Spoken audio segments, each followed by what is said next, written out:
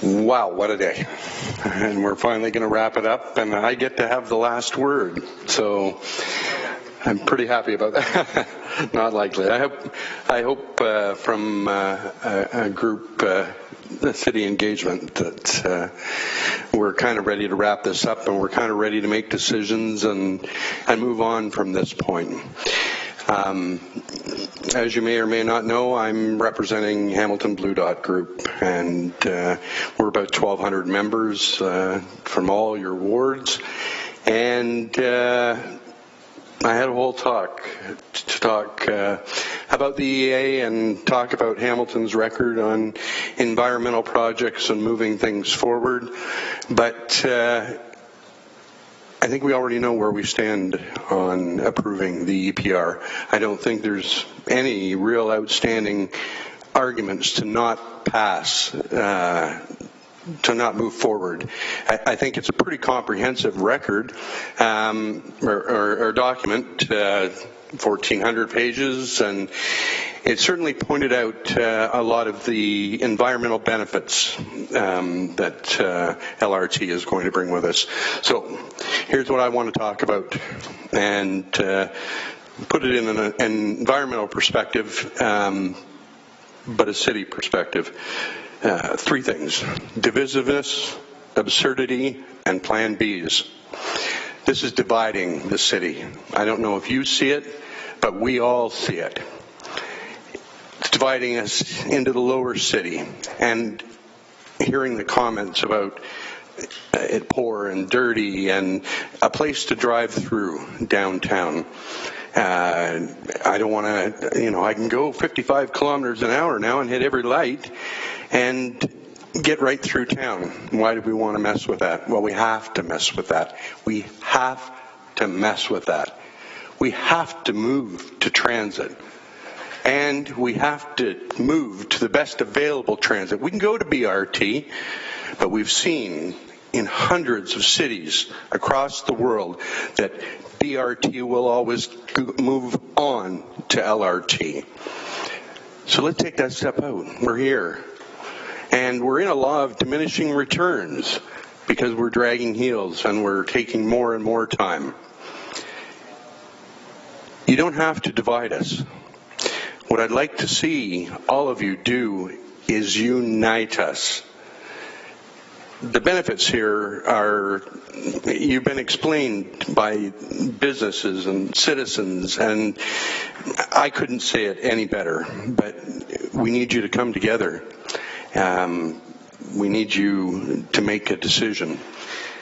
Absurdity is the next thing I want to talk about, and it seems absurd that you're fighting amongst yourselves to turn down $1 billion when if the strong voices on this council actually got together and started fighting the province and Ottawa for the next billion, we wouldn't be having a debate right now, would we? We've got carbon taxes coming in.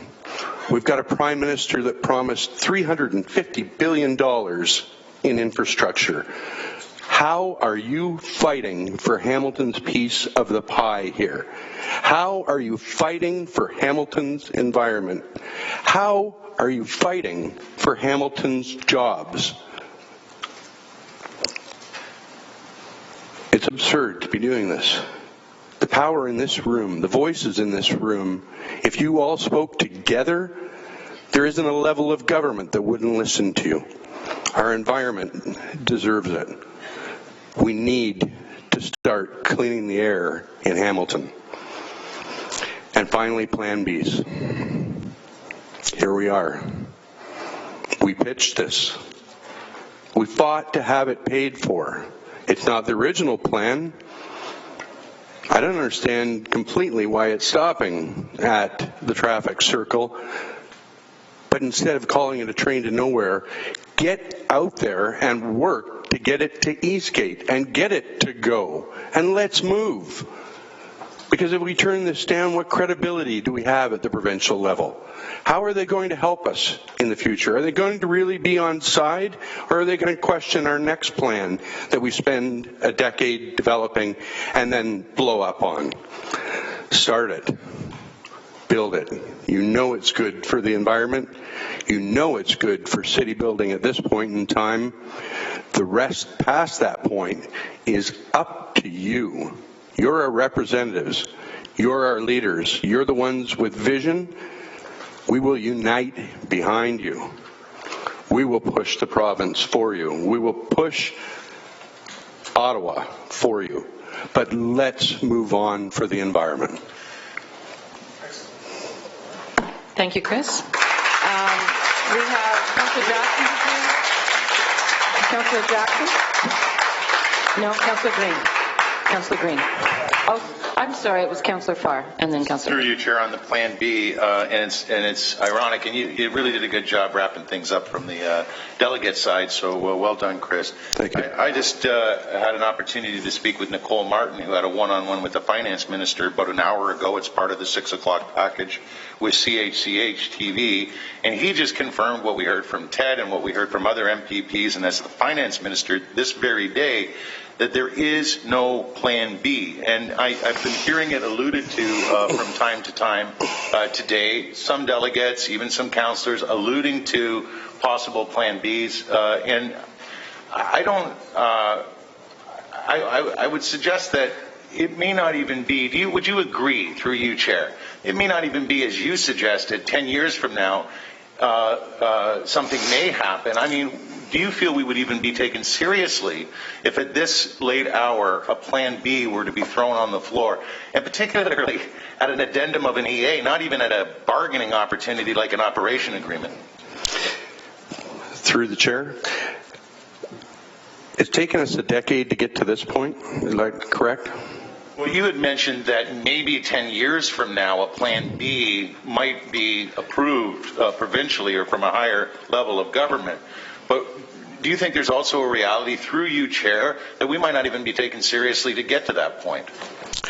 If we were to throw away what the finance minister today shared, what Ted confirmed at a rally on Wednesday, what we've heard from MPPs and the Premier in the past, the $1 billion is for LRT. Through the chair, I'm not a politician, but if somebody offers me something and it's good for me and I don't take it and I question it again and again, and don't get me wrong, we should be questioning things. We made trips to Kitchener. What did we learn? I didn't hear what we learned. I want to know that we learned from their mistakes, so this money is spent well. And right here in Hamilton, $1 billion. Lafarge up in Waterdown supplying things. City workers from every single one of your wards employed. My goodness, how many of these workers are going to be big and tall? This is what I want to ask. Seriously, like, we're talking about not taking $1 billion investment, and we're not screaming about getting the next billion? I don't understand this. And yes, again, if we turn it down, I don't know what kind of confidence the province is going to have, or for that matter, Ottawa is going to have in us as a city. We can't seem to get our acts together on our own plan. And, I don't... Is it looking a gift horse in the mouth? I don't think this is a gift. I think it's something we worked hard for.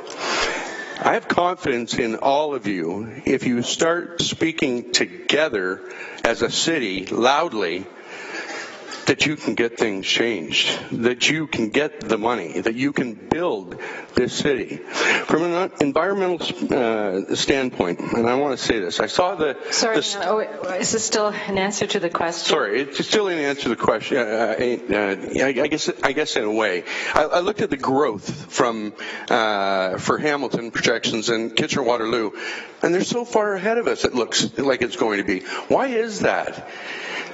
Is that because we're turning things down and we're making things hard for ourselves? This is what I don't understand. Councillor? Thank you. Thank you. Thanks, Chris. Okay. Thank you, Chris. Are there any further questions? No. Okay, thank you. Thank you for that. May I please have a motion to receive all of the delegations that have been made at this meeting, moved by Councillor Whitehead, seconded by Councillor Ferguson. All those